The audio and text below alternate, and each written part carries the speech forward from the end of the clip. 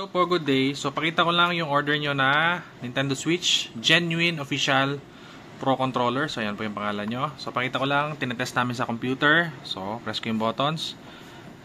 Ayan, then analog, up, down, left, right, minus, plus, Y, B, A, X, R1, R2, then yung center click.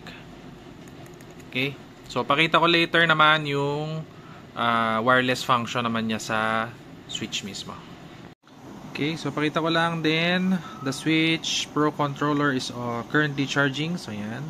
Gamit namin ang official charger. Yan. Then, it's wirelessly connected. So, ito, nagamit ko yung official charger. So, naka-wireless connection siya. Okay. Yan, wireless.